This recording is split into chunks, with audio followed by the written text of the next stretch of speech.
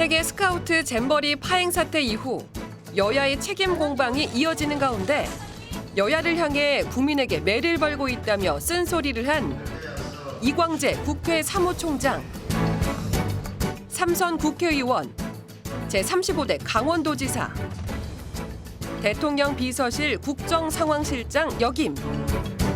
정쟁을 이어가는 정치권을 향해 정치인 평가지표인 정치인 생존 인덱스를 만들어 정치 문화를 발전시켜 나가야 한다고 강조.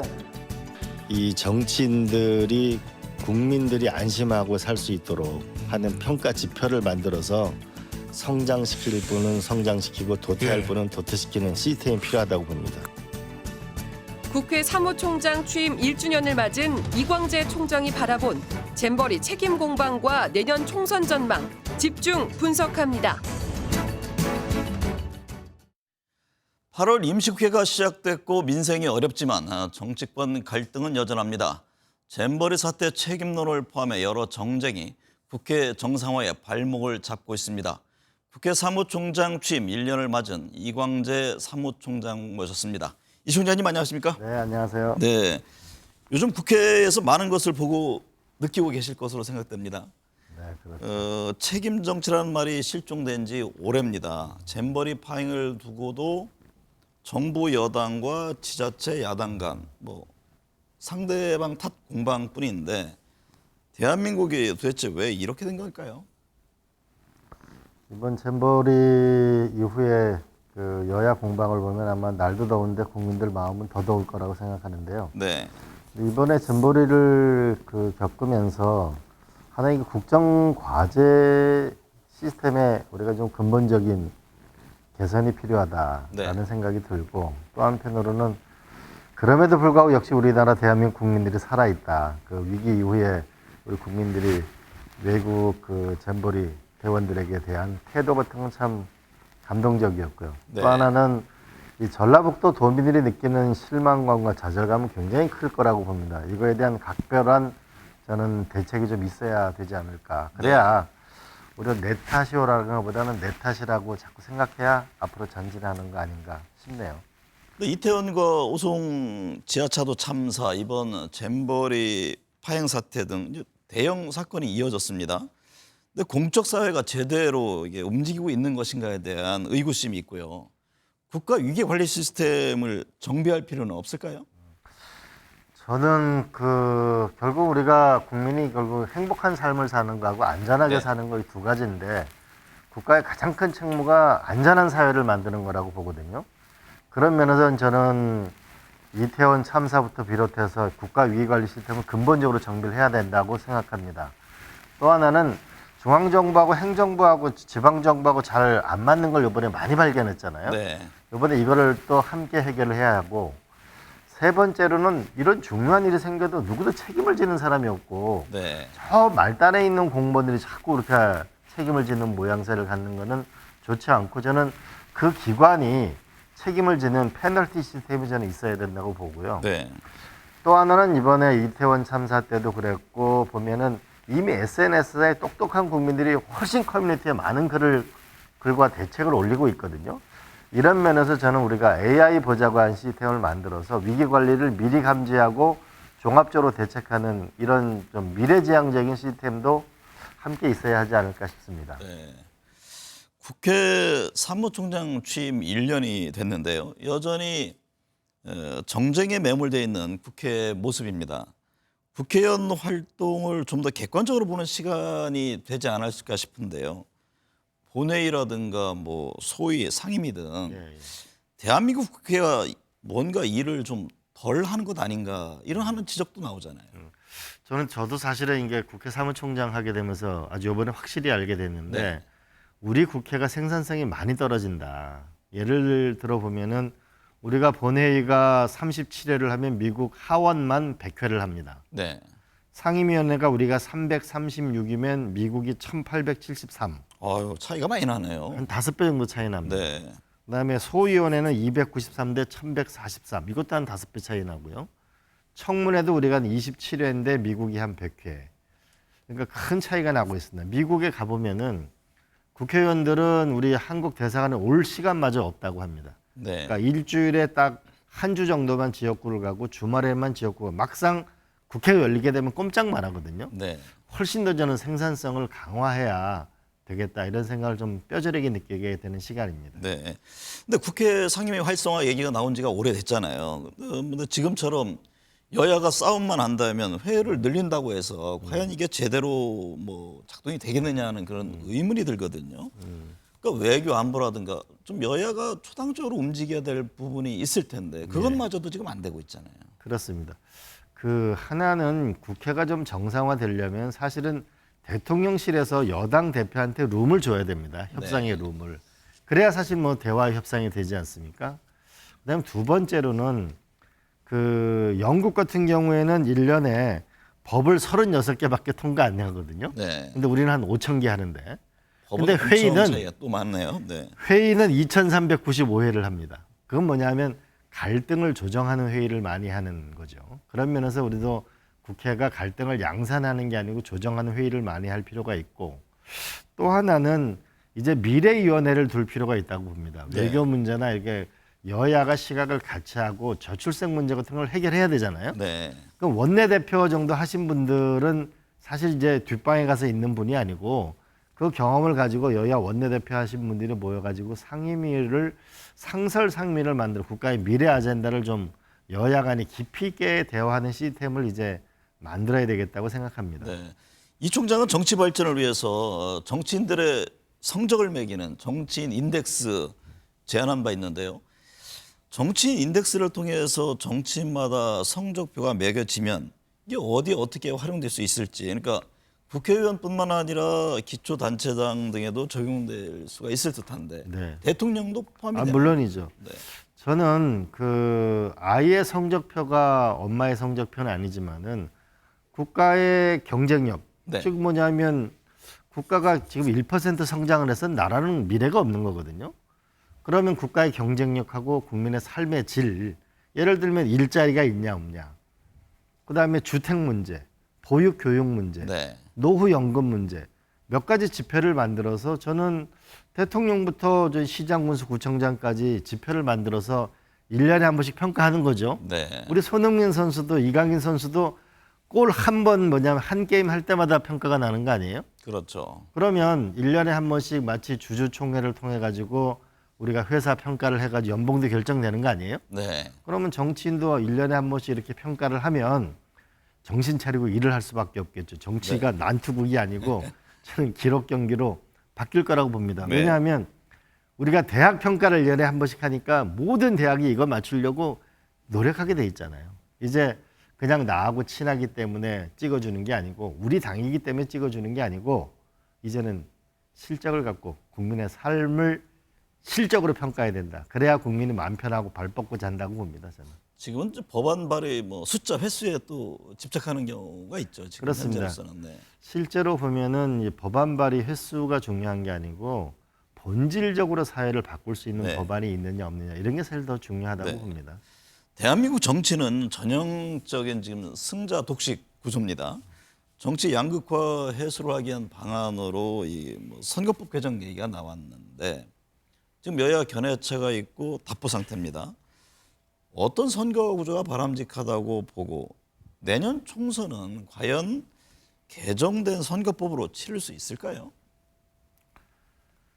이 선거법을 바꿔야 되는데요. 그러니까 현재로 봐서는 전국구는 근본적으로 바꿔야 된다는 것이 여야 합의가 있기 때문에 네. 아마 그 선거법 개정 관련 전국구 부분은 변화가 있을 거라고 보여집니다.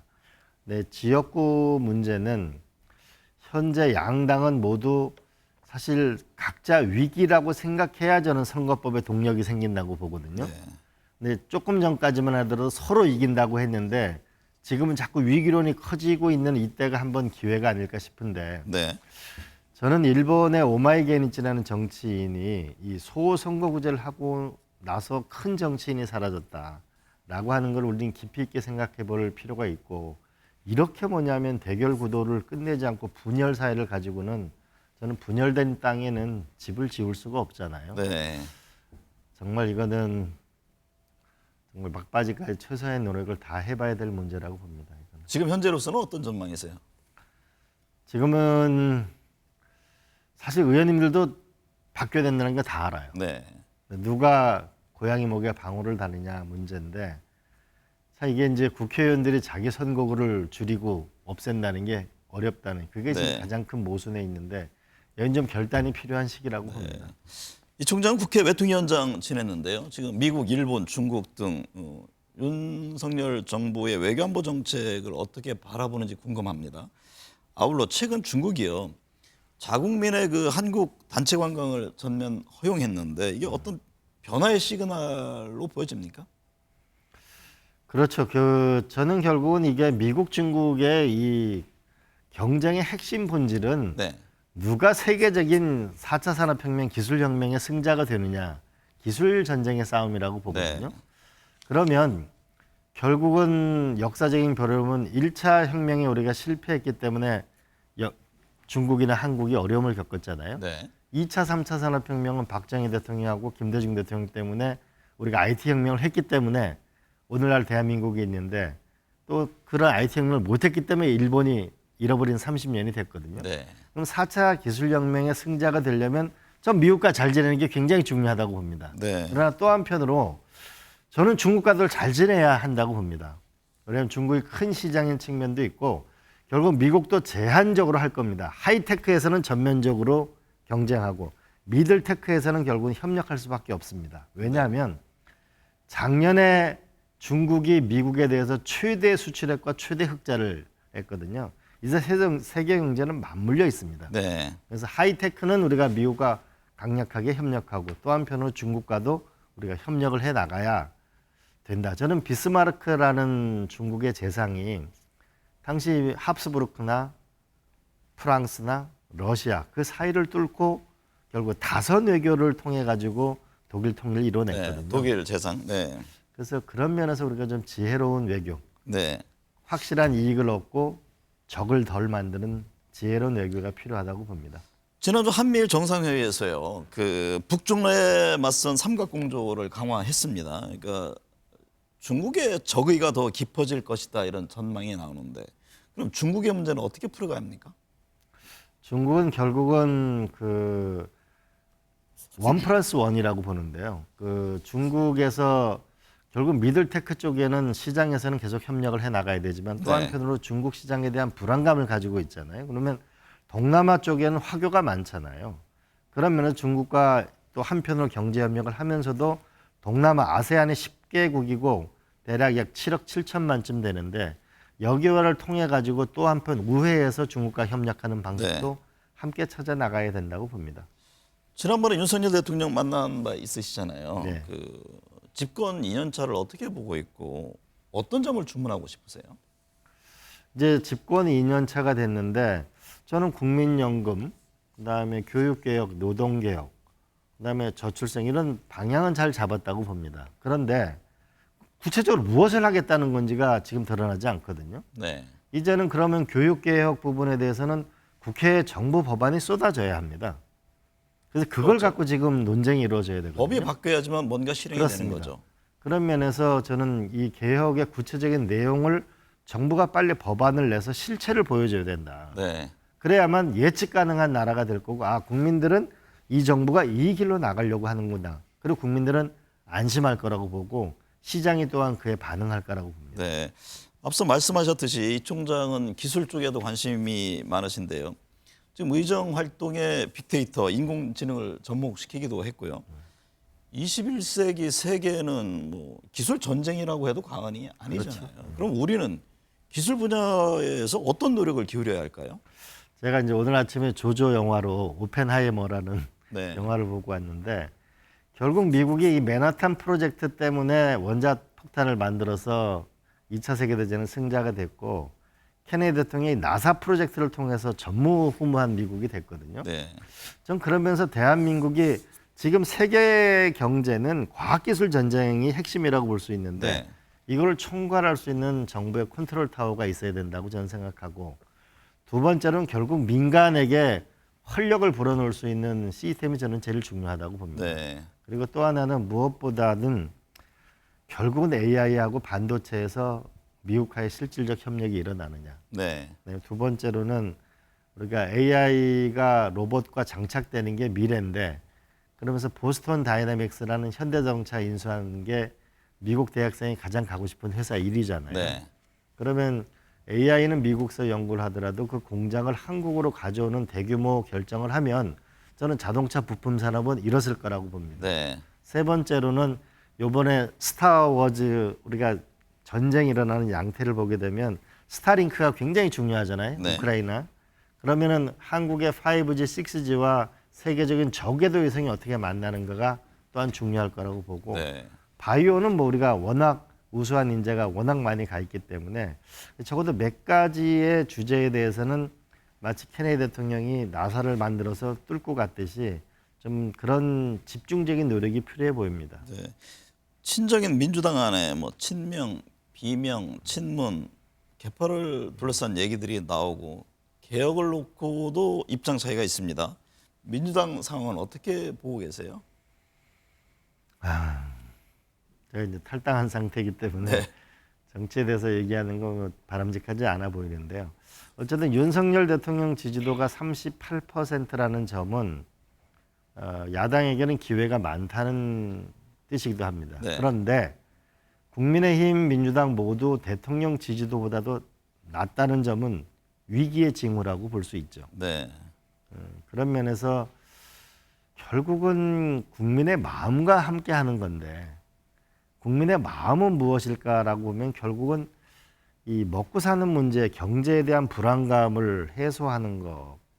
그다음에 두 번째로는 많은 국민들이 말을 안 해서 그렇지 이 한반도에 유사 상황이 생기는 거 아닌가라는 위기 의식이 있거든요. 네. 이런 안보에서의 안정감, 이 두 가지를 어떻게 국민들 마음속에 파고드느냐가 중요하지 않을까 싶습니다.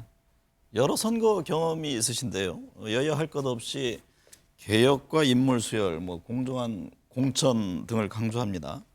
내년 총선의 핵심 이슈는 무엇이 될까요? 어떤 전략을 세워야 승리할까요? 결국은 그 세종대왕이 그 임금에게 백성은 하늘이고 백성에게는 쌀이 하늘이라고 그랬는데 네. 결국은 국민의 마음인데 그건 결국 국민의 삶의 문제라고 봅니다. 하나는 경제와 그 민생의 문제가 제일 핵심이라고 봅니다. 이런 네. 면에서 누가 더 능력 있는 모습을 보여주느냐고 두 번째로는 이 안보에서 불안감을 누가 줄이는가고 세 번째로는 이제 초등학교 교사의 요 죽음으로 봤을 그다음에 우리가 도처에서 발생하고 있는 우리가 요즘 뭐 칼을 들고 네. 공공장소에서 이 안전한 사회에 대한 국민의 욕구는 커지리라고 보거든요. 누가 더 국가를 프로답게 운영하느냐, 네. 안정감을 주느냐, 그리고 새로운 인물을 수혈하느냐, 결국 그거이지 않을까 싶습니다. 내년 총선 출마 관련해서는 어떤 입장인지요? 뭐 고향인 강원도, 서울, 종로 여러 말들이 있던데요. 저는 정치가 한번 근본적으로 바뀔 때가 왔다고 생각합니다. 그 때가 되면은 주변 분들과 충분히 상의해서 그 역사 발전의 도구가 되는 길을 가보고자 합니다. 네. 뭐 제가 예상한 답변 그 자체군요. 잘못한 부분에 대한 책임을 묻는 것은 같은 잘못을 반복하지 않기 위해서인데요. 그 과정이 정쟁으로 이어져 중요한 국회 현안을 놓치는 일은 없어야겠습니다. 오늘 말씀 감사합니다. 네, 고맙습니다.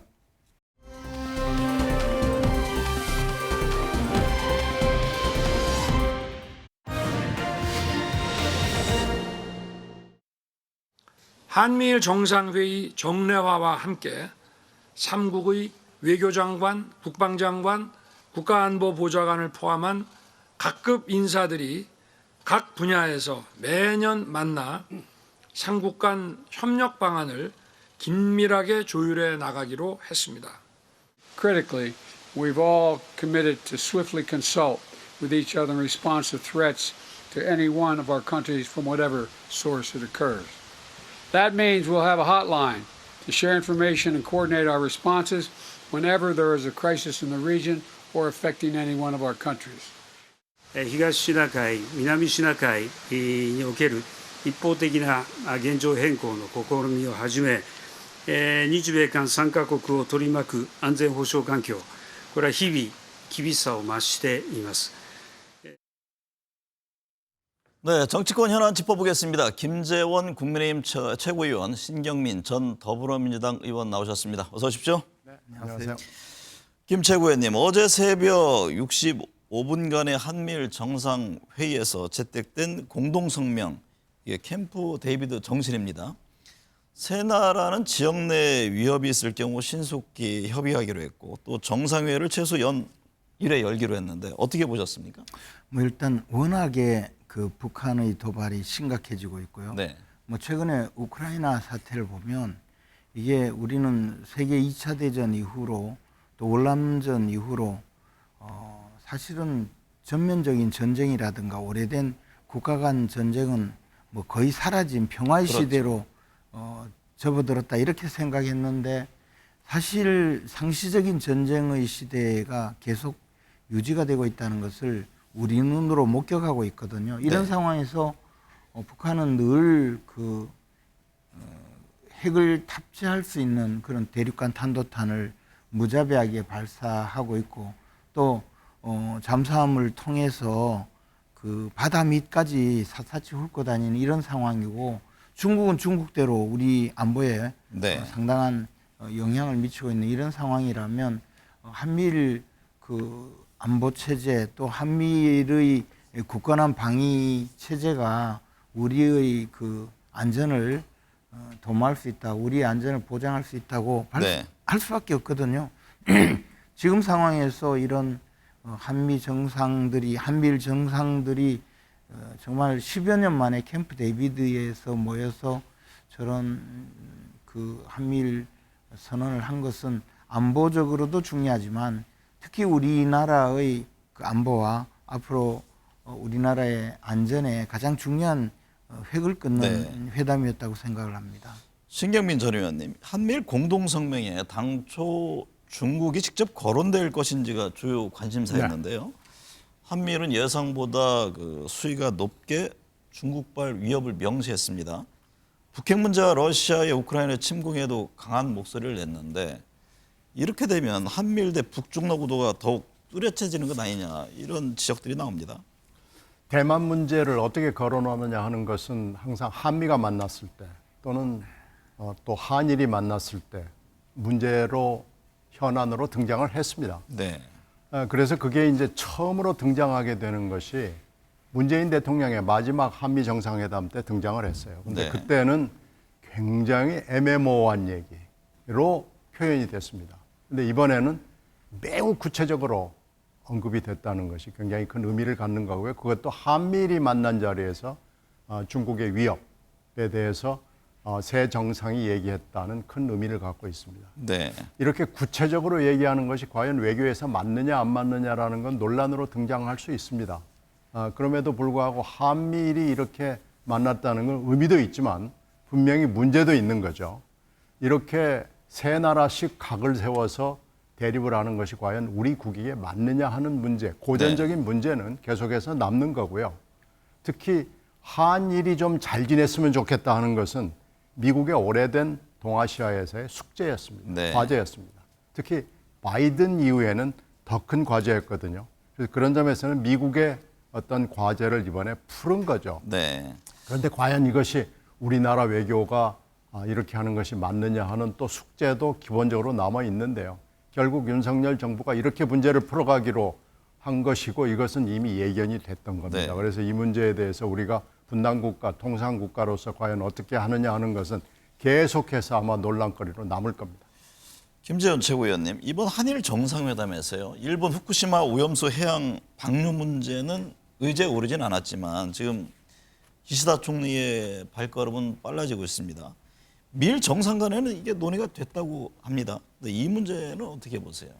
어쨌든 일본이 국제 기준에 적합하게 그 후쿠시마 원전 오염수를 방류한다면 뭐 우리 정부로서 직접 막을 수 있는 물리력이나 또는 뭐 강제력은 존재하지 않죠. 네. 다만 우리 입장에서는 직접적인 이해 당사국이기 때문에 끊임없이 그 안전성이라든가 또는 국제 기준을 지켜달라고 요구하고 또 우리 국민들에게는 쓸데없이 뭐 괴담이 퍼져서 우리 국내 경제에 영향을 미친다거나 또 국민들이 불안감을 계속 가지는 그러한 일은 없도록 만들어야 되겠죠. 네. 일본 아사히 신문이 한국 여권이 총선 전에 오염수 조기 방류를 일본에 요청했다 이런 보도가 있었습니다. 뭐 대통령실은 즉각 사실이 아니다 이렇게 선을 그었는데 지금 민주당은 진위를 밝히라고 요구하고 있지 않습니까? 이 문제는 어떻게 보세요? 이게요, 일본하고 외교를 오래 해본 경험인데요. 일본은 보면은 정말 당신들하고 우리하고 이게 진짜 비밀이야. 이거 탑 시크릿이니까 절대로 얘기하면 안 돼 하는 것을요. 네. 언론에 슬쩍 흘립니다. 이번에도 아마 이런 걸 거예요. 일본의 아사히 신문이 일본의 보수 언론 중에서도 굉장히 중요한 신문이고 아사히 신문이 이 정도까지 보도를 했다 그러면은 이 근거가 없는 보도가 아닐 겁니다. 네. 그렇게 따지면 일본의 행태 그리고 일본의 특히 외교 행태, 언론 행태로 봤을 때는 이건 진짜로 얘기하면 안 된다는 누군가의 이 얘기를 슬쩍 일본의 어떻게 보면은 톱에 있는 지도부의 톱에 있는 사람이 아사히에 슬쩍 흘린 것으로 볼 수 있고요. 네. 이 보도가 오보라고 주장하는 것은 우리 정부로서는 이게 덫을 파는 겁니다. 네. 이거 오보면은 오보로서 뭘 해야죠. 근데 절대 그럴 리가 없고요. 이것은 사실일 것이고 이 문제를 이렇게 우리 정부가 접근하는 것은 맞지 않습니다. 네. 근데 이미 8월 말부터 방류하기로 만천하에 지금 공개하고 있지 않습니까? 네. 그런데 우리나라 여권에서 뭐 총선 전에 방류해 달라고 굳이 이야기를 할 이유가 있나요? 네. 저는 이런 면에서 이제 일본의 비열한 외교적인 어떤 문제 또는 일본 언론의 자국 이익을 위해서는 뭐 다른 나라 정치권을 모욕하는 그런 행태에 우리가 빨려 들어가는 네. 그런 잘못이 아닌가 생각을 합니다. 고 최수근 상명 사망 사건 수사 외압 의혹 관련해서 좀 살펴보겠습니다. 신경민 의원님, 민주당은 지금 특검을 주장을 하고 있잖아요. 네. 이게 일련의 처리 과정에서 외압 등의 문제가 크다고 판단하는 거죠. 이 박대령이란 분은 자기는 하나도 잘못한 게 없다고 주장을 하고 있고 실제로 지금 태도가 그런데요. 지금 이게 견책을 했는데 징계위원회에서 이게 KBS에 신고하지 않고 무단으로 출연을 했다라는 거예요. 네. 근데 지금 이런 상황에서 신고를 할 수도 없을 뿐더러 신고한다고 그래서 그래 KBS 나가서 네 할 얘기 다 해봐 이렇게 될 리가 없잖아요. 이렇게 따지면은 이 문제는 이게 쉽게 끝날 수 있는 문제가 아닌 것 같습니다. 지금 최 대령은 이것을 지금 공수처에 가지고 가겠다는 거 아닙니까? 아직 뭐 네. 특별하게 결정은 되지는 않은 것 같은데요. 이렇게 되면은 이건 지금 처음부터 잘못한 겁니다. 그래서 이렇게 접근할 일이 아니고요. 이건 진실을 얘기하고 이 일을 마무리하는 것이 좋고 이것은 결국은 윤 대통령이 사실은 왜 대통령이 됐느냐고 따지고 올라가면 공정과 정의 때문에 됐는데요. 네. 지금 이 박정훈 대령이라는 분이 결국 공정과 정의를 얘기하는 거고 결국 윤 대통령의 과거 모습이 투영되어 있기 때문에 네. 이 문제는 이렇게 다루면은 큰 코 다칩니다. 이렇게 하면 안 됩니다.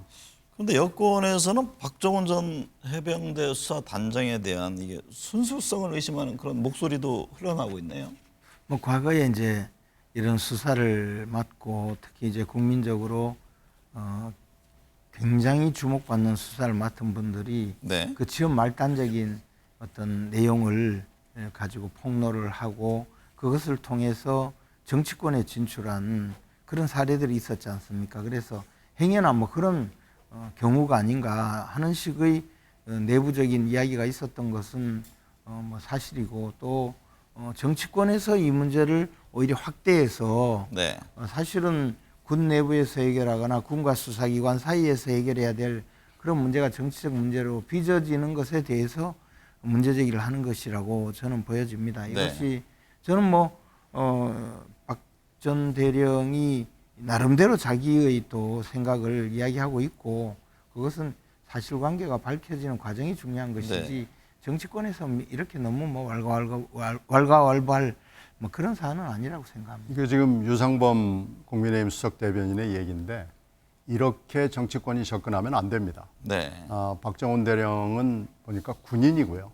더군다나 수사를 오래 했던 사람이고 그래서 저는 이분의 순수성을 자꾸 의심하고 물타기 하는 것은 정치권이 제대로 접근하는 방법은 아니라고 봅니다.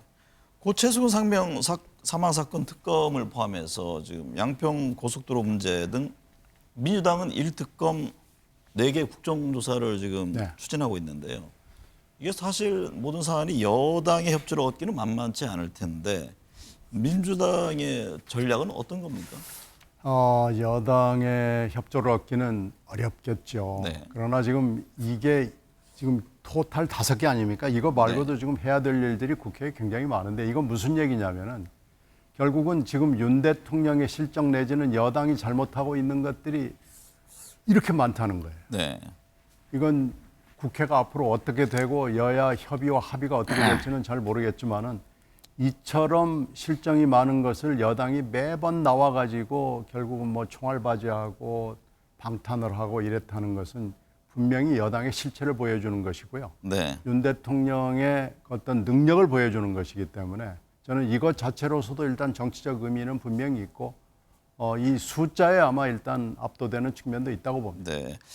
김재원 최고위원님, 윤석열 대통령 처가를 둘러싼 양평 공지구 개발 특혜 의혹과 관련해서 윤 대통령의 처남 김모 씨가 불구속 기소됐습니다.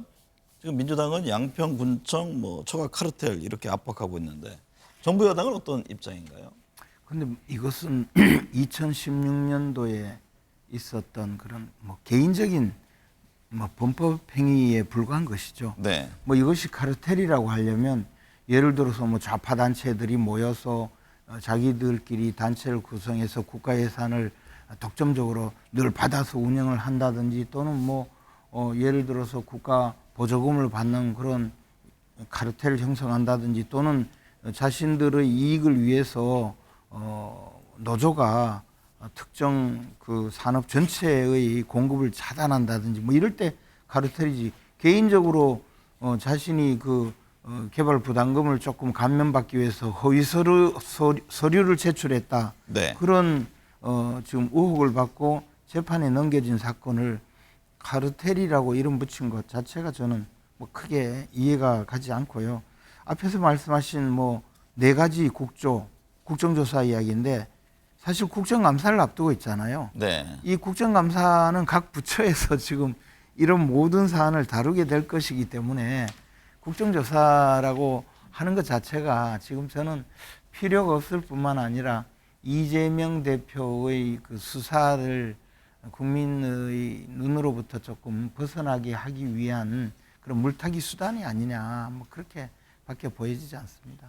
이 대표 수사 관련 얘기하셨으니까요. 그 4번째 검찰 조사 받았잖아요. 네. 13시간 넘게 조사를 받고 나서 검찰이 목표를 정해놓고 사실과 사건을 깨맞춰 간다 이런 비판을 했습니다.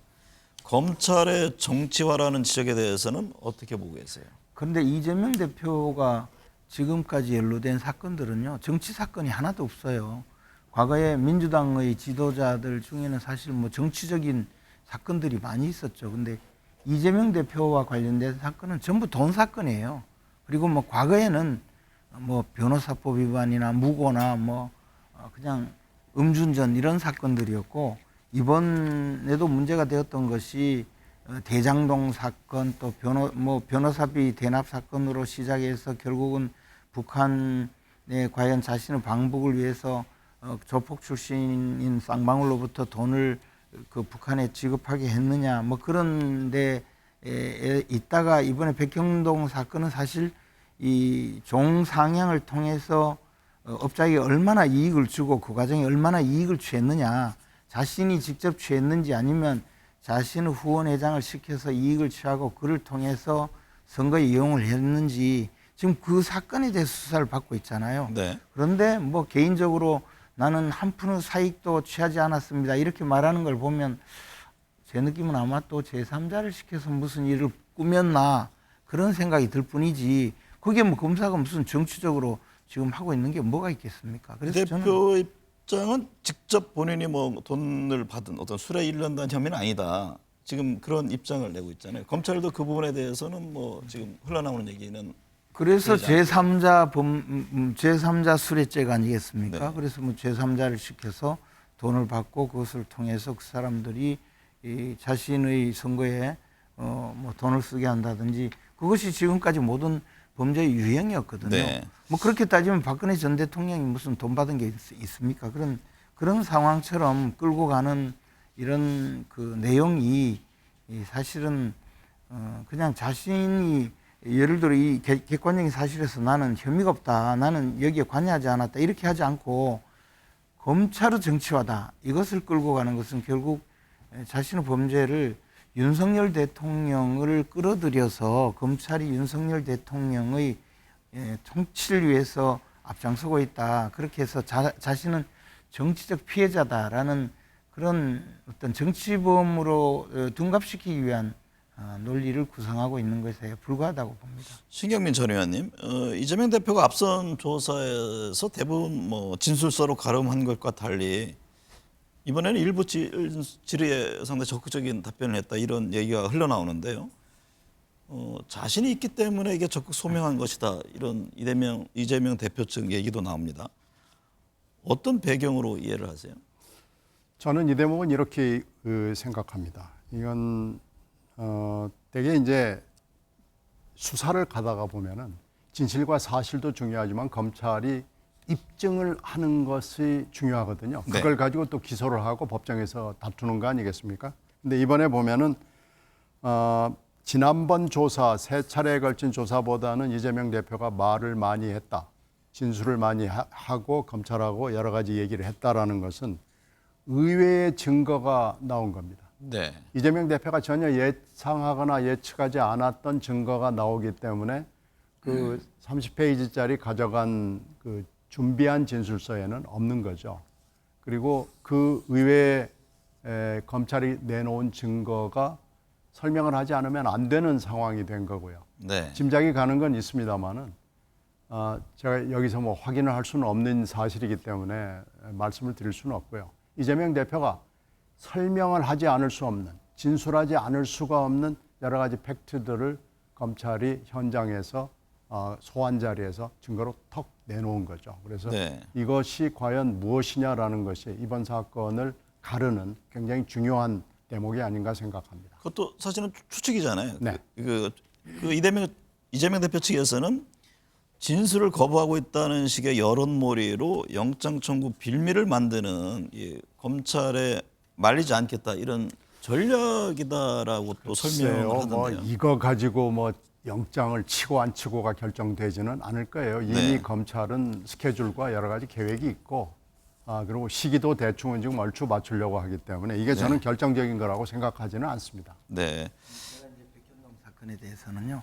지난 대선 때 이 네거티브 담당 그러니까 우리 후보에 대한 그 네거티브를 방어하는 역할과 또 상대 후보 검증을 담당하는 총괄 그 전략 본부장을 했기 때문에 그때 당시에 이 백현동 사건에 대해서 많은 관여자의 진술이 있었습니다. 그런데 결정적인 증거가 없어서 사실 그 부분은 이야기하지 못했는데 이 백현동 사건은 아마 국민들에게 밝혀지면 지금까지 알려진 대장동 사건이나 뭐 또 대북 송금 사건과는 또 다른 류의 진정한 그 아주 전형적인 뇌물 사건으로 등장할 가능성이 크고 그 뇌물 사건 중에서도 아주 죄질이 나쁜 뇌물 사건으로 등장할 그런 가능성이 저는 크다고 알고 있습니다. 그래서 이재명 대표가 입 다물고 있을 수 없는 그런 상황이 되었을 거라고 봅니다. 어쨌든 검찰 수사를 좀 지켜보고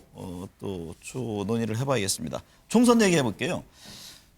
지금 이번 총선 최고의 격전지 아무래도 수도권 아니겠습니까? 벌써부터 여야가 뭐 수도권을 두고 쟁탈전이 벌어졌다 이런 얘기인데 뭐 구체적인 목표치 얘기도 나옵니다. 국민의힘은 서울에서 전체 49석 중에 최소 3분의 1인 16석 이상, 민주당은 적어도 30석 이상의 의석을 목표로 한다는데 김채구 의원님은 어떻게 예상을 하세요?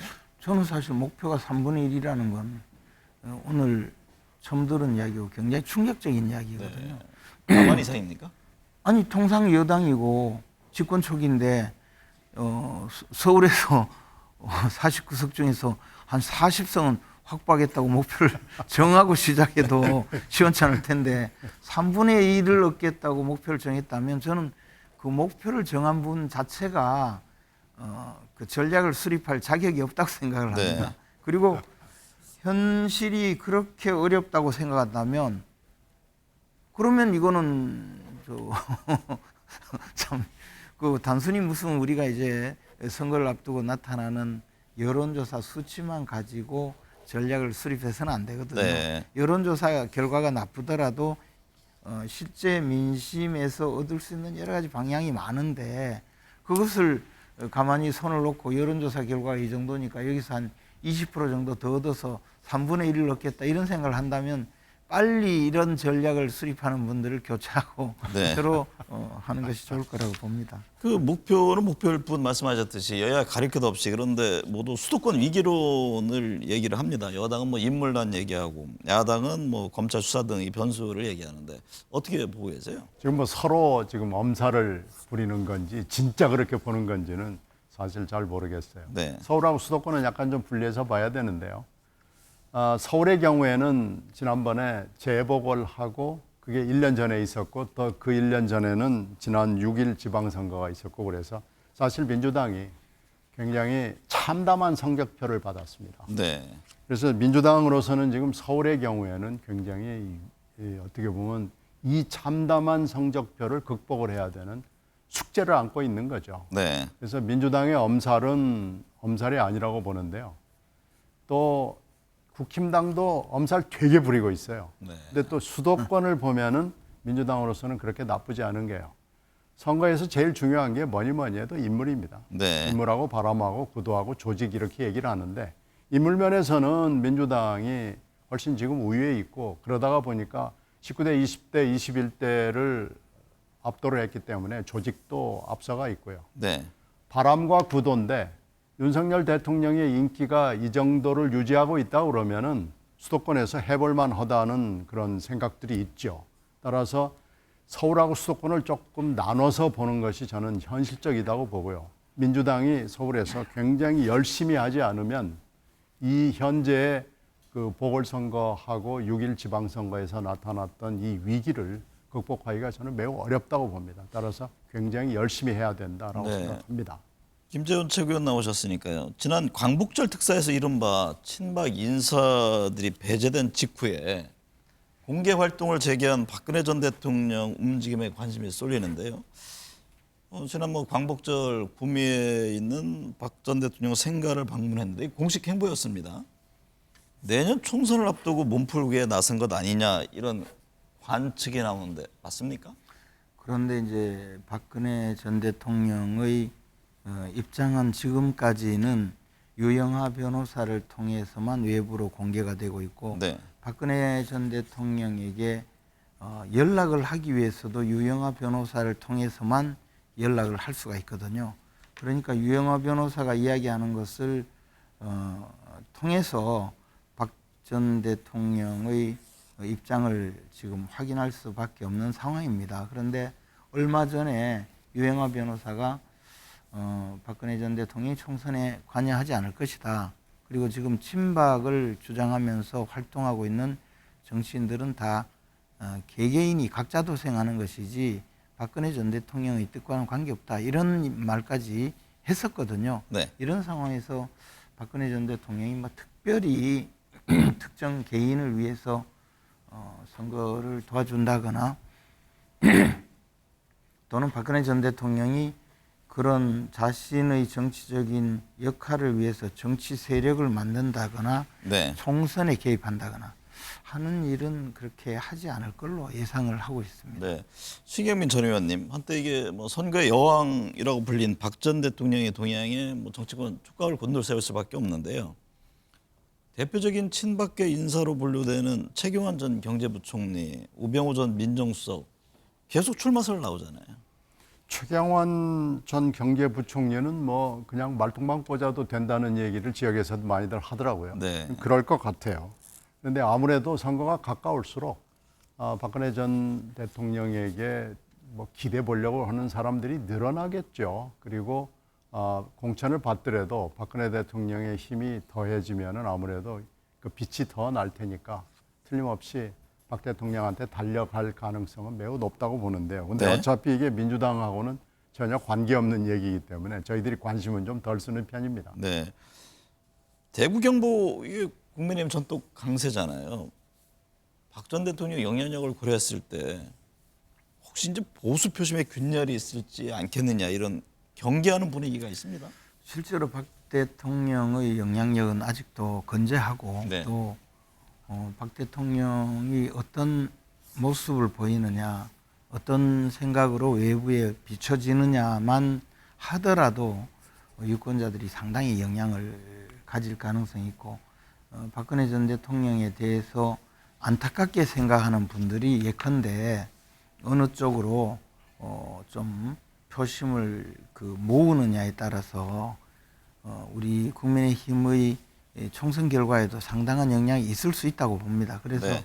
단순히 박근혜 전 대통령이 가만히 있다고 하더라도 그분의 생각이 이렇다고 주장하는 분들은 많이 나타날 가능성이 네. 있습니다.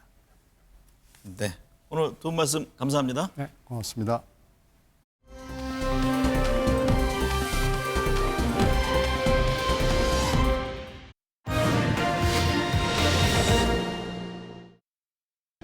저를 희생 제물로 삼아서 정권의 무능함과 정치 실패를 감춰보겠다는 것 아니겠습니까? 없는 죄를 조작해서 뒤집어 씌우고 자신들의 치부를 가리겠다는 정치검찰의 조작수사 아니겠습니까? 검찰청 앞에서 희생재물 탄압 운문하며 심파극을 연출하는 비리 혐의자의 모습에 상식을 가진 국민들은 아연 실색할 지경입니다. 오늘 우리 당의 이재명 당 대표가 네 번째 검찰 조사를 받습니다. 참으로 잔인한 시대입니다. 검찰에 요구합니다. 명백한 증거와 사실관계를 바탕으로 수사하고 더 이상 지리하게 끌지 말고 신속하게 마무리하기 바랍니다. 네, 한 주간의 여론 흐름 짚어보겠습니다. 배종찬 인사이드 케이스 소장, 이은영 휴먼앤데이터 소장 나오셨습니다. 두 분 어서 오십시오. 네, 안녕하십니까. 네, 배 소장님. 네. 윤석열 대통령 지지율 갤럽, NBS, 리얼미터에서는 소폭 상승하고 RN서치에서는 소폭 하락했습니다. 어떤 현안이 영향을 줬을까요? 뭐 아주 큰 변화는 없습니다. 가장 최근 조사로 전화 면접 조사는 MBS 4개 여론조사 기관의 조사 결과인데 이 조사를 보면은 대통령 지지율이 큰 변화가 있는 건 아닌데 조금 상승했거든요. 그 이유는 다른 이유보다는 최근에 여러 가지 이슈들이 많지만 대통령의 지지층들이 기술적으로 결집한 거, 또 하나는 이제 다른 요인보다도 대통령 중심의 요인보다도 야당 쪽입니다. 그러니까 더불어민주당의 이재명 대표가 검찰 소환을 받고 관련된 이런 이슈들이 좀 정치적 반사 이익을 윤 대통령 중심으로 결집된 이유로 분석이 됩니다. 네, 이 소장님, 네. 윤석열 대통령에 대한 긍정평가 이유로 외교가 1위, 부정평가 네. 이유로 경제, 민생, 물가 또 전반적으로 잘못한다가 1위에 올랐습니다. 네. 어떤 점을 시사하는 겁니까? 일단은 긍정평가에서 외교도 과거에 비하면은 그 응답률 자체가 많이 좀 낮아졌어요. 그래서 어쨌든 대통령을 좀 지켜야 되겠다. 더 낮은 지지율로 가면은 총선에서 굉장히 어려움을 겪을 수가 있으니까 좀 지지를 모아줘야 되겠다라는 의견이 좀 반영된 것 같고, 부정평가에서는 눈에 띄는 게 잼버리 부실평가가 한 7%로 굉장히 많이 부정평가로 언급을 하셨거든요. 그래서 하반기 그 경제 운영과 관련해서 대통령이 좀 민생과 경제 챙겼으면 좋겠다라는 의견이 좀 부정평가에 반영돼 있는 것 같습니다. 네. 윤석열 대통령이 미국 워싱턴 DC에서 열린 한미일 정상회담 일정을 마치고 돌아왔습니다. 배 소장님, 이번 한미일 정상회담 관련해서 여론은 어떻게 나타나고 있습니까? 네, 캠프 데이비드입니다. 이번에 이제 네. 캠프 데이비드에서 정상회의가 열린 것인데 대체적으로 저도 이제 여론조사가 나온 게 없기 때문에 또 최근에 여론조사는 캠프 데이비드 정상회의까지 포함되지는 않았거든요. 그래서 제가 빅데이터로 분석을 해봤더니 물론 이제 여러 종류의 빅데이터를 봤습니다. 대체로 긍정적이긴 합니다. 대체로 한미일 정상회의는 미국이 포함되면 대통령과 관련된 여론이 부정적이지는 않아요. 긍정적인데 한 두 가지의 또 부분적 우려 요인은 있습니다. 하나는 이제 일본과 관련해서 뭐 공식 의제로 거론되지는 않았지만 후쿠시마 오염수 부분도 있고 또 북중러와 너무 이제 대립각이 세워지는 것 아닌가 이렇게 볼 수는 있겠는데, 당장 이게 뭐 대통령 지지율에 크게 상승 요인이 되지는 않겠지만 그래도 기본적인 이 긍부정의 요인을 분석해 보면 대체로 좀 긍정적인 반응이 나오고 있습니다. 네. 이은영 소장님, 네. 윤 정부의 외교 정책에 관해 대해서 한미 동맹 강화보다 균형 외교를 해야 한다는 의견이 많았다고 하는데 네. 이게 윤석열 정부는 한미일 정상회담 등 지금 한미 동맹 강화를 강조하고 있습니다. 네. 이게 향후 지지율에도 어떤 영향을 미치게 될까요? 이게 이제 좀 영향을 저는 줄 것으로 보는데요. 일단 한미 동맹 강화가 41%, 그다음에 중국과 미국 사이에서 균형 외교가 54%로 더 높게 나왔어요. 그러니까 이거는 이제 전 정부에서의 그 통일 외교 정책 방향과도 좀 연관이 되어 있는데 정권이 교체되다 보니까 지난 정부에서의 어떤 평화 기조보다는 조금 더 강한 동맹을 더 원하는 흐름이 있을 걸로 생각을 했는데 이게 경제 문제, 경제적인 부분이 같이 또 시각 속에 결합이 되다 보니까 그리고 세계의 눈을 돌려봤을 때 지금 이렇게 냉전 체제보다는 다극 체제 속에서 자국의 실리와 그다음에 유연함을 갖추는 그런 외교 전략들을 가져가고 있기 때문에 그래서 아마 이 경제적인 부분, 중국과의 관계 속에서의 경제 부분과 그다음에 그 국가의 그 실익을 따지는 다극적인 어떤 체제로 가는 것이 더 바람직하지 않느냐 그런 시각 속에서 이런 결과가 나온 것 같습니다. 네. 배 수장님, 네. 잼버리 파행에 대한 공방이 이어지고 있는데요. NBS 여론조사 결과 성과가 없었다는 응답이 76%, 성과가 있었다 응답 19%로 나타났습니다. 이걸 진짜 우리가 분명하게 좀 봐야 될 여론인 네. 것 같아요. 그러니까 이 MBS 여론조사의 결과를 보면은 성과가 없었다가 10명 중 8명이 갖고 온 76% 문제가 있었어요. 문제가 있었어요. 잼버리가. 그리고 성과가 있었다가 19%인데 특징은 뭐냐면 최근에는 어떤 이슈가 있어도 별로 지지율에는 반영이 안 됩니다. 너무 네. 프레임화돼 있어요. 그러니까 너무 액자화돼 있어 굳어져 버려 있어요. 이게 단단하게 굳어져 있어서 지지율에는 별로 영향을 안 줍니다. 그러니까 이 조사에서도 대통령의 지지율은 38%거든요. 그러니까 연중 오히려 올해 들어서 연중 거의 최고치예요. 이 네. 조사에서. 그러니까 별로 부정적인 영향이 없다. 대려 이 조사에서 더불어민주당 지지율이 23%입니다. 그러니까 지금 어떤 이슈가 불어와도 불어닥쳐도 지지율에는 별로 영향을 주지 않는 정말 역대 유례가 없는 프레임 현상, 진영 간 구도가 고착되어 있는 현상이 계속되고 있습니다.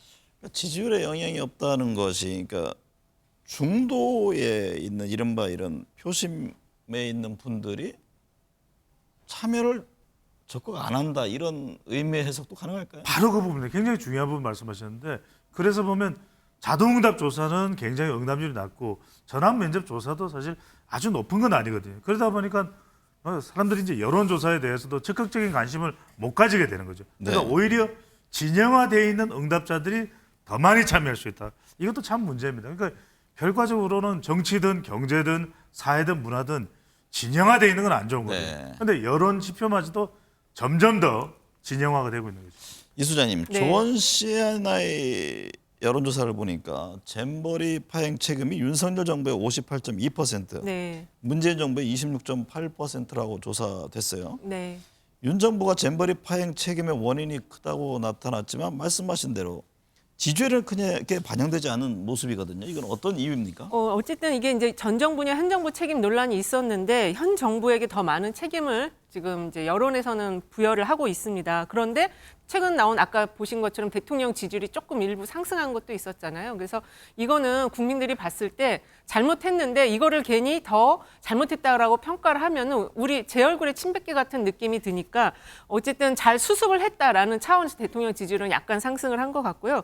그리고 지금 아까 배 수장님도 액자화되어 있다라는 말을 했는데 네. 그러니까 여론과 민심이 거의 이제 하나가 된 느낌이에요. 제가 갖는 느낌도. 그래서 여론은 현안에 따라서 좀 출렁출렁 하는데 지금 그 느낌이 없이 그냥 거의 3대 한 3.5대 6 구조로 그냥 거의 민심과 그냥 동일하게 붙은 그러면 느낌입니다. 나중에요. 만약에 어떤 네. 뭐 내년 총선이든 네. 그럴 때 지금의 여론조사 흐름이 제대로 반영이 안 될 가능성은 상당히 더 높아지는 것 아닙니까? 오히려 제가 볼 때는 지금 이 조사를 회피하거나 조사에 응하지 않는 사람들은 오히려 이 민심과 여론이 비슷해졌기 때문에 이거는 뭘 의미하냐면 현 정부에 대한 기대감이 좀 낮아지거나 없다라는 얘기거든요. 그러면 네. 그것이 견제론이나 심판론으로 이동할 가능성이 있다는 거죠. 네.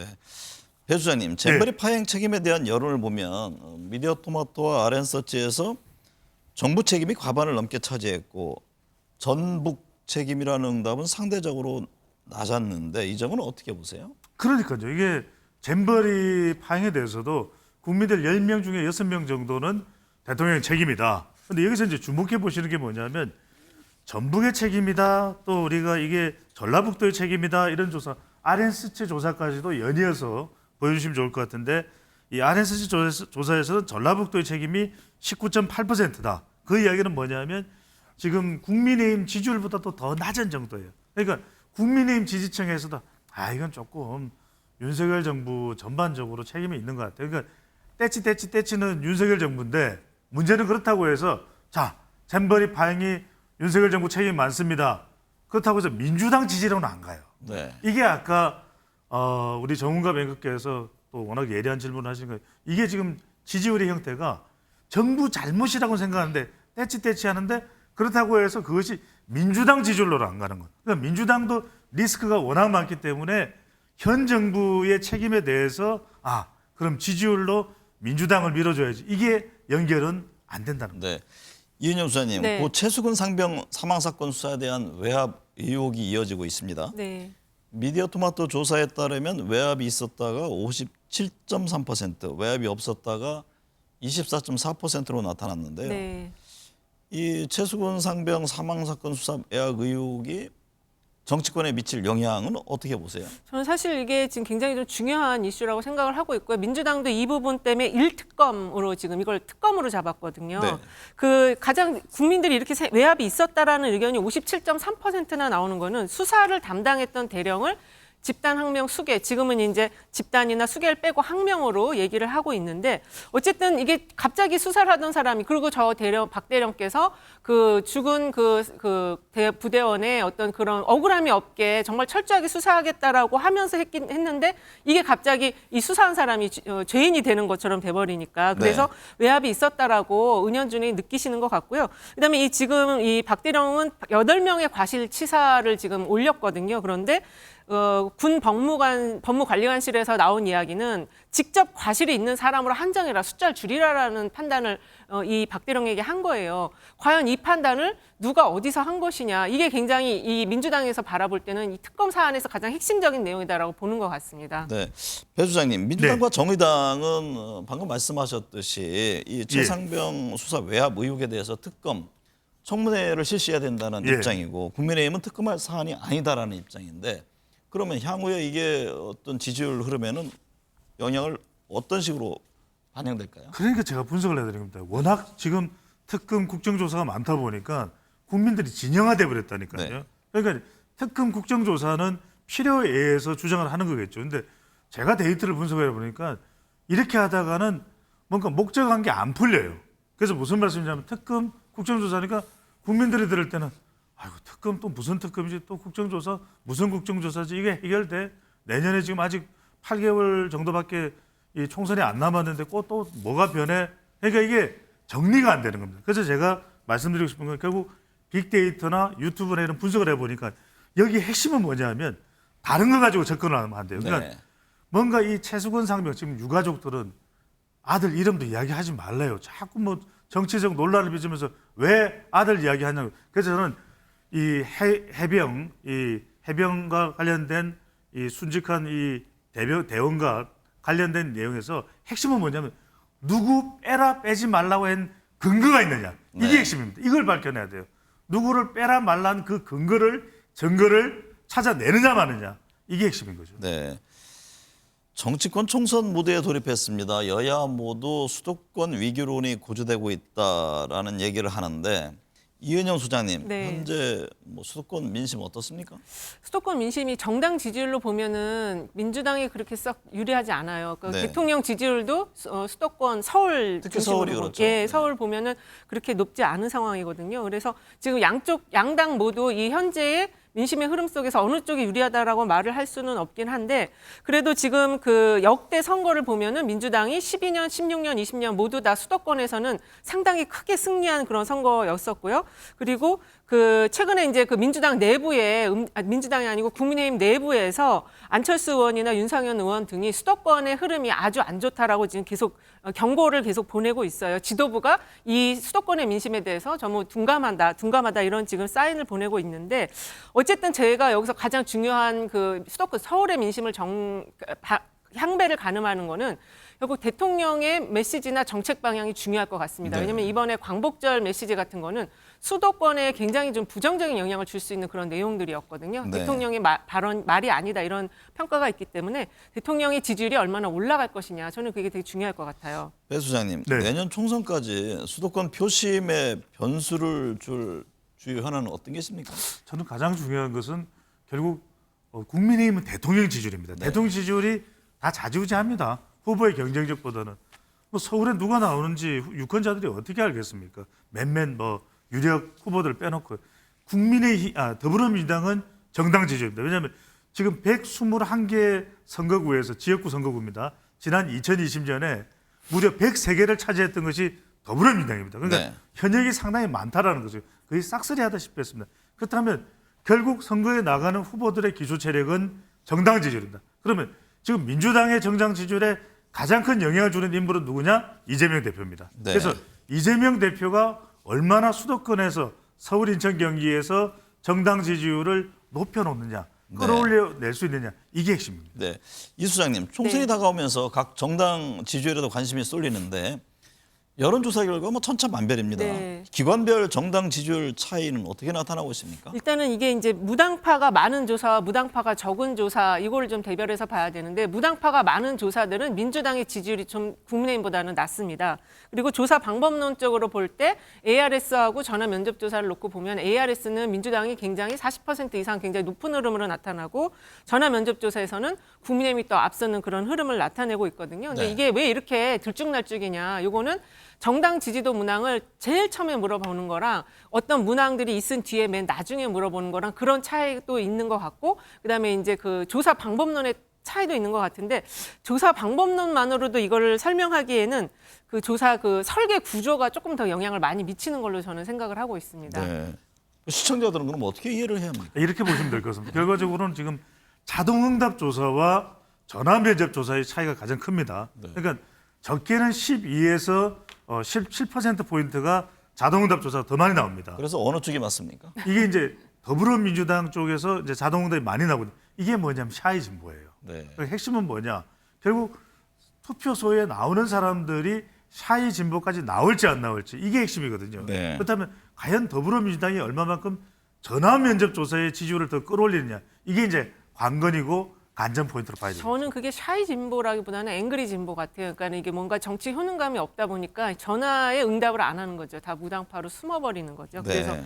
그게 좀 그런 사람들이 오히려 선거 때는 투표장에 나갈 가능성이 높다 이렇게 보고 있어요. 그 부분에 대한 해석도 서로 틀리네요. 네. 나중에 좀 지켜봐야겠습니다.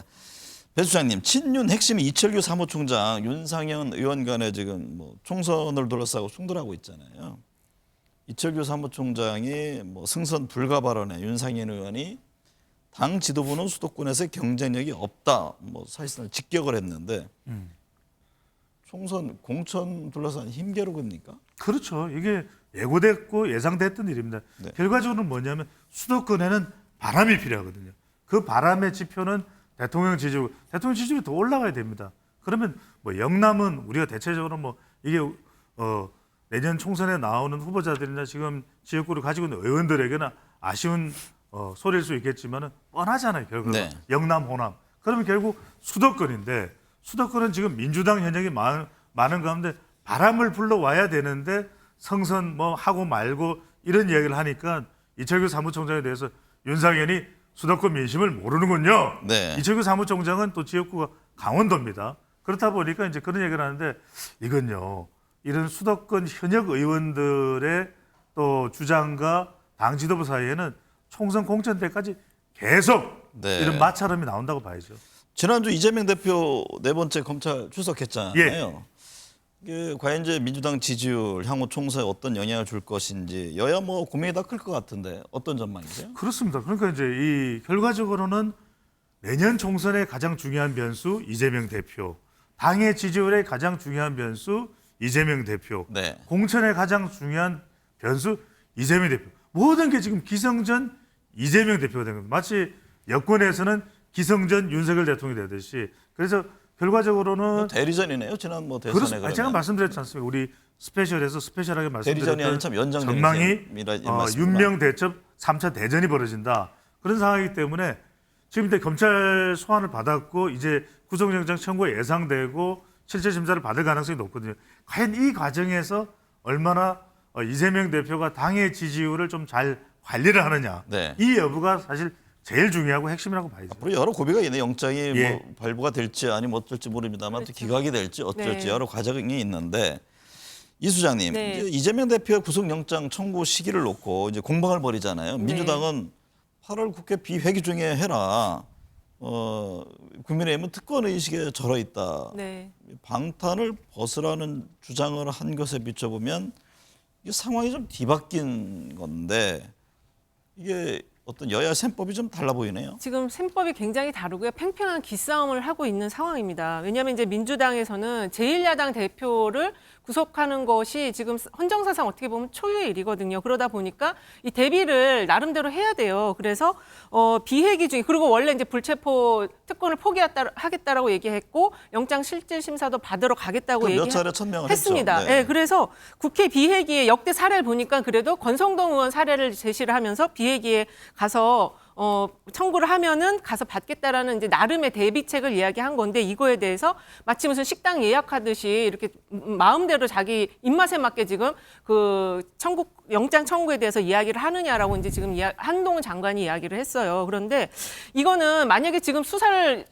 금요일 날인가 목요일 날도 13시간 수사를 했는데 정당한 수사를 했다면 구속 영장 청구할 거면 빨리 청구를 해야 되는데 지금 검찰도 22일 날 있을 이화영 전 부지사 재판 이 결과를 보면서 또 청구를 하겠다. 그리고 지금 한간에 나오는 이야기는 대법원장이 임기가 끝나는 9월이나 10월 초에 청구를 하겠다. 이런 식으로 시기를 자꾸 재는 모습을 보여주고 있거든요. 네. 그러니까 이거는 검찰로서도 이거는 정당한 모습은 아니다. 정당하면은 바로 청구를 하면 될 것이고 그리고 불체포 동의안을 또 국회로 보낸다면 또 방탄 논란이 이루어질 건데 결국에 이런 상황이 오면 민주당은 또 불체포 동의안에 부결을 시킬 가능성이 높거든요. 그러니까 이렇게 어지럽게 만들지 말고 정상적인 수사나 이런 거에 의한 절차대로 가는 것이 저는 좀 바람직하다 그렇게 보고 있어요. 지금의 과정이 민주당 야당 지지자 입장에서는 어떤가요? 오히려 지금 결집 효과가 결집 있습니까? 효과가 아니면 더 높아질 가능성이 있죠. 네. 왜냐하면 이 시기 자체를 지금 검찰에서 굉장히 구속을 시키겠다라는 그 기조 하에서 지금 자꾸 재는 거기 때문에 그 지지자들의 결집도는 높아질 가능성이 있습니다. 배 주장님 이번 네. 특사에서 친박 인사들이 배제된 이후 박근혜 전 대통령이 지금 공개 활동을 재개했는데요. 네. 일각에서는 내년 총선을 앞두고 몸풀기에 나선 것 아니냐 이런 반응도 예. 있습니다. 만약에 박 전 대통령이 공개 활동에 나설 경우 총선에 미칠 영향은 어떻게 보세요? 저는 나서지 않을 것이라고 보고 나선다 하더라도 그 영향력은 크게 제한적이다. 네. 왜 그러냐면 나서기가 쉽지 않은 게 그렇게 되면은 윤석열 정부 현 국민의힘과 충돌하는 양상이 될 텐데 그렇게 해서 박근혜 전 대통령이 얻는 이익이 거의 없다. 또 하나는 네. 이제 박근혜 전 대통령이 나서더라도 영향을 미칠 수 있는 지역은 친박계 유력 후보가 나오면서 대구, 경북 일부 지역이 될 텐데 거기에 대해서 박근혜 전 대통령이 상당한 정치적인 영향력을 행사했다가 그 결과로 닥쳐올 어떤 역풍에 대해서도 네. 영향을 받을 수밖에 없는 것이죠. 자, 이럴 때 실제적으로 현실적으로는 어떻게 되냐면 개인 후보가 박 전 대통령이 뭔가 영향력을 행사하기보다는 친박계 박근혜 정부에서의 이 관계가 있는 후보들이 개인적으로 네. 박근혜 전 대통령이 신임을 많이 받았던 사람이고 지금도 그래요 하면서 이제 선거에 박 전 대통령을 활용한다고 그럴까요? 박 전 대통령의 정치적 영향력을 일부 이용하는 정도의 형태가 될 것으로 보입니다. 이은영 수장님, 네. 김태호 전 강서구청장이 석 달 만에 사면을 받고 네. 10월에 치러질 강서구청장 보궐선거 예비 후보에 등록했습니다. 예. 이게 보궐선거 귀책 사유 당사자가 해당 선거에 바로 나오는 건데 여론이 어떻게 나타날까요? 이건 약간 좀 오기공천, 당에서 공천하면 오기공천으로 될 수가 있고 당선 무효형이 된 사람을 지금 3개월 만에 바로 다시 출마하게 만들어주는 것 자체가 지금 이해가 되지 않고 사실 이 문제가 내년 총선의 바로미터가 되는 그런 사안입니다. 그래서 당에서는 지금 그 공천을 하지 않을, 국민의힘에서는 공천하지 않을 생각이지만 그 김태우 전 구청장은 지금 무소속 출마를 한다는 얘기고, 민주당에서는 지금 13명의 후보가 이번 선거는 무조건 이긴다 이렇게 지금 생각을 하고 있는 것 같아요. 그래서 요 선거가 내년에 그 총선이 시금석 어떤 방향으로 갈지를 정말 얘기해주는 가장 중요한 선거라고 볼 수가 있을 것 같습니다.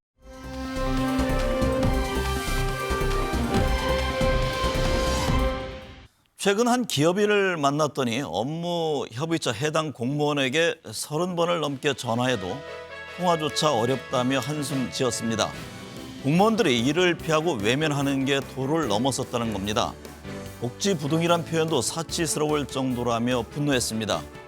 그도 그럴 것이 공무원 업무와 관련해 어떤 일이 벌어지면 검찰과 경찰, 감사원에 나서 칼부터 휘두르는 상황에서 책임질 일은커녕 조금이라도 흙탕물이 튀는 것을 외면하는 게 상책이 된 건지도 모릅니다.